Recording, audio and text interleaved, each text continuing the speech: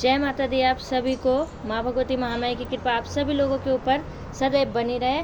आज मैं महाकाली के बीज मंत्र ओम क्रीम कालिकाय नमः, इस मंत्र की साधना आपको गुप्त नवरात्रों में कैसे करनी है, इस विषय में वीडियो लेकर आई हूँ।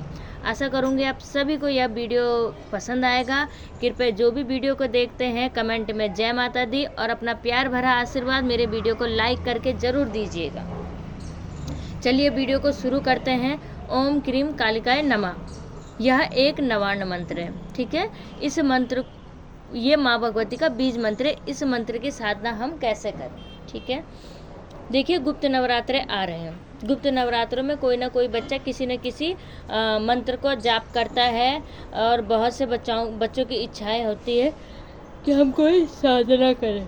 तो ओम क्रीम कालिकाय नमः यह मंत्र बहुत ही विस्फोटक मंत्र है। यह मंत्र महाकाली का बीज मंत्र है।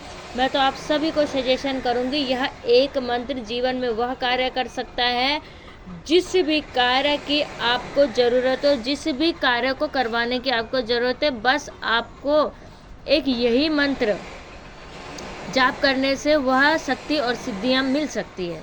तो आप सभी इस मंत्र का जाप करें। हाँ, इस मंत्र में गुरु होना अति आवश्यक है और गुरु ना हो तो हमारे कहे अनुसार आप साधारण और नॉर्मल तरीके से इस मंत्र का जाप कर सकते हैं। ठीक है, सात्विक तरीके से जाप करेंगे तो कोई दिक्कत नहीं होगी। अगर आप तामसिक तरीके से इस मंत्र का जाप करेंगे तो गुरु होना इसमें अति आवश्यक है। ठीक है, देखिए महाकाली जो है इस पृथ्वी की जागृत शक्ति है। यह मैं आप सभी लोगों को बहुत बार बता चुकी हूँ कि माँ काली कलयुग की जागृत शक्ति है, जागृत शक्ति है। ठीक है, तो अगर हम माँ के ऊपर और माँ के मंत्रों का उच्चारण करते हैं तो इस मंत्र की ऊर्जा बहुत ही उच्च लेवल पर है। इस मंत्र की ऊर्जा हमें वह सब चीज़ें दिला सकती है, धन दौलत ऐशो आराम, मतलब जहाँ तक हमने सोचा नहीं होगा उस लेवल तक इस मंत्र की ऊर्जा है। यह मंत्र उस लेवल तक काम करता है जिस लेवल तक, मतलब मैं आपको कहूँगी कि जीवन में किसी भी चीज़ की ज़रूरत हो, अगर आप इस मंत्र को कर रहे हैं या इस मंत्र को दैनिक पूजा में कर रहे हैं या साधारण जीवन में कर रहे हैं या सिद्धि साधना के पर्पल से कर रहे हैं, तो आपको दूसरे किसी मंत्र में जाने की ज़रूरत नहीं है। इतना एनर्जी लेवल इस मंत्र का है, ओम क्रीम कालिकाय नमः। ठीक है, अब आती है सिद्धि और साधना की। सिद्धि साधना दो प्रकार से होती है। एक तो हम कहते हैं हमें जन कल्याण करना होता है, तो इसमें हमारी खुद की इच्छा है, खुद की मनसा है कि हमें जन कल्याण करना है और हम उस स्वार्थ से और उस मनोकामना से माँ को सिद्ध कर रहे हैं या माँ के मंत्र को सिद्ध कर रहे हैं। ठीक है, और एक होता है कि हमें सिर्फ अपने भक्ति का लेवल बढ़ाना है, हमें अपनी भक्ति का लेवल बढ़ाना है, हमें सिर्फ माँ की भक्ति को बढ़ाना है, माँ की सेवा को बढ़ाना है या भक्ति पूजा पाठ के लेवल को बढ़ाना है। ठीक है, ये दो प्रकार के लेवल मैं आपको बता चुकी हूँ।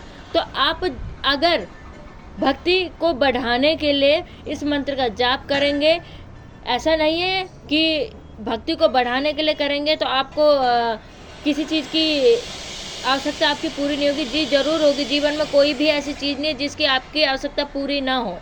ठीक है, और अगर आप भक्तों के कल्याण के लिए या जन कल्याण के लिए इस मंत्र को सिद्ध करते हैं तब भी आपके जीवन में किसी चीज़ की कोई कमी नहीं रहेगी, दोनों ही लेवल पे। बस इसमें मैं आपको ये समझाना चाहती हूँ, अगर आप अपनी भक्ति को बढ़ाने के लिए इस मंत्र का जाप करते हैं तो जो इसके अनुभव है वह बहुत ही सुखद अनुभव होंगे, बहुत ही शांत अनुभव होंगे। भगवती आपको बहुत अच्छे अनुभव कराएगी। माँ काली के दर्शन भी हो सकते हैं, शिव बाबा के दर्शन हो सकते हैं। आप इस मंत्र का जाप करना गारंटी है, अगर मेरे बताए के अनुसार करोगे तो इस मंत्र में सबसे पहले दर्शन आपको शिव शंकर के ही होंगे।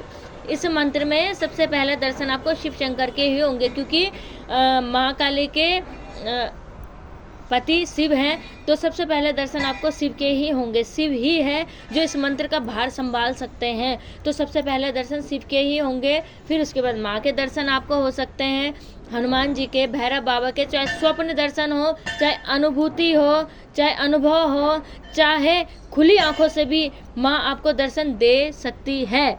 यह मंत्र इतना पावरफुल है।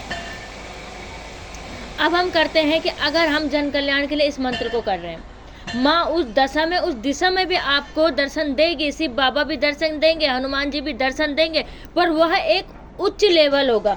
उच्च लेवल क्या होगा, यहाँ पे बातों को आप समझना। यहाँ पे जब हम जन कल्याण के लिए इस मंत्र का जाप कर रहे हैं, इस मंत्र को सिद्ध कर रहे हैं, तो यहाँ पे माँ उसी हिसाब से आपकी परीक्षा लेगी।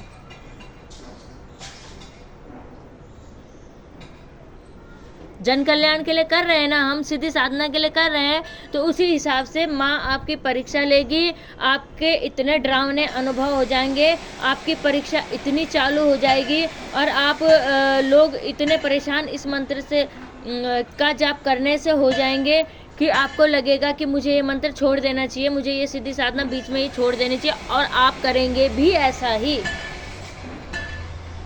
क्योंकि आसान नहीं है किसी चीज को पाना। प्रेम,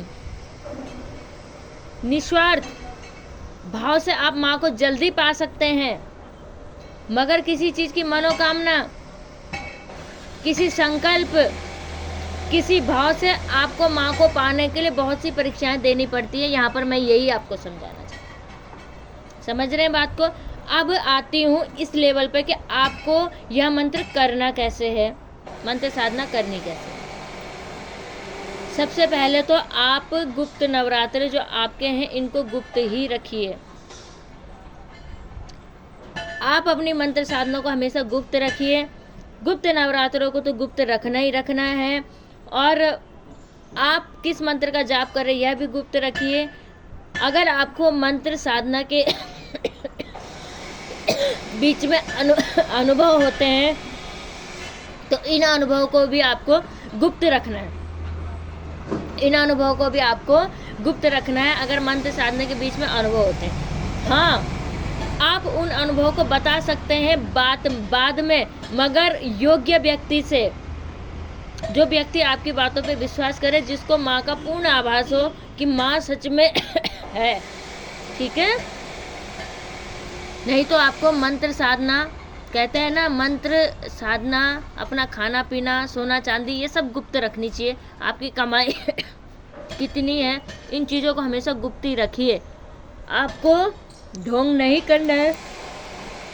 ऐसे नहीं है कि हम मंत्र जाप कर रहे हैं, ये हम दरबार लगा रहे हैं तो हम बड़ी बिंदी लगा के, बिल्कुल कंठी माला वगैरह गले में पहन के और आ जाएं कि नहीं हम तो भाई दरबार लगाते हैं। मतलब अब कहने का अर्थ मेरा ये है कि अपने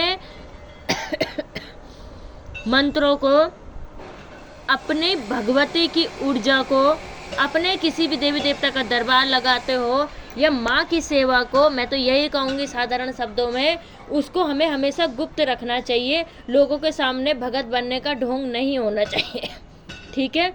तो आप लोग हमेशा अपनी साधना, सिद्धि साधना, अपने कार्य क्षेत्र को, मंत्र साधना को गुप्त रखिए, ठीक है। अब आपको करना क्या है कि आपको हमेशा गुप्त नवरात्रों में जब भी साधना में बैठे, लाल वस्त्र पहन के बैठना है आपको। और लाल वस्त्र, ऐसे नहीं कि काले वस्त्र पहनने हैं, काली की है, नहीं, लाल वस्त्र पहन के ही आपको साधना में बैठना है। साधना में बैठने के बाद आपको सबसे पहले 11 बार गणपति जी का ध्यान कर लेना है, या एक माला गणपति की कर लेनी है। फिर आपको एक माला अपने गुरु की करनी है, और एक माला अपने गुरु की करने के बाद आपको शिव शंकर की एक माला करनी है, क्योंकि बिना शिव के काली को शांत कोई नहीं कर सकता है। तो बिना शिव के काली को एक माला शिव की करने के बाद आपको माँ की ओम क्रीम कालिकाय मंत्र की आपको जो है 21 माला जाप करनी है, ठीक है।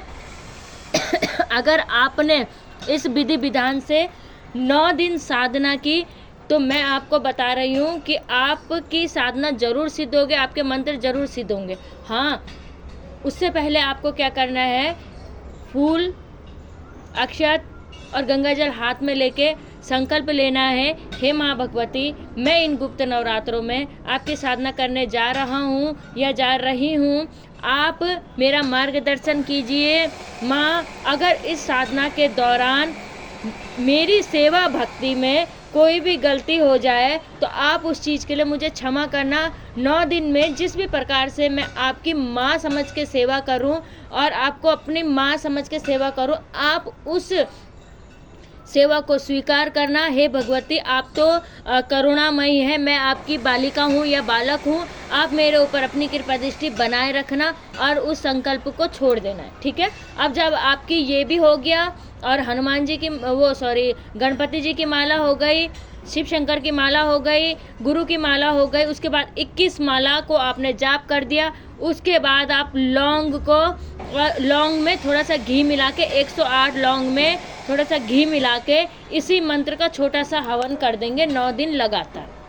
ठीक है, देखना आपका मंत्र सिद्ध होगा, आपको अनुभव होंगे और आप की भक्ति उस लेवल पे पहुंचेगी जहां तक आपने सोचा नहीं होगा। आपका जीवन इतना आनंदमय हो जाएगा भगवती की शरण में जाने से कि आप कभी सोच भी नहीं सकते हैं। और आप सभी से अनुरोध है कि अगर मेरे इस वीडियो को देख के कोई भी सिद्धि साधना करता है, इस साधना को करता है, कृपया अपने अनुभव जरूर कमेंट बॉक्स में लिखिएगा या मेरा दरबार का नंबर इसमें है। आप लोग मुझे अपने अनुभव जरूर शेयर करना, इससे हमारा मोटिवेशन बढ़ता है। हम आपको सिखा रहे हैं, आप उसको कर रहे हैं, आपको फ़ायदा हो रहा है, इससे हमारा मोटिवेशन और ज़्यादा होता है। हम आप लोगों के लिए इस प्रकार के और वीडियोस ला सकते हैं और अपने आशीर्वाद के तौर पे इस वीडियोस को लाइक और कमेंट में जय माता दी जरूर लिखिएगा। मिलती हूँ अगले वीडियो में। जय माता दी, जय महाकाल।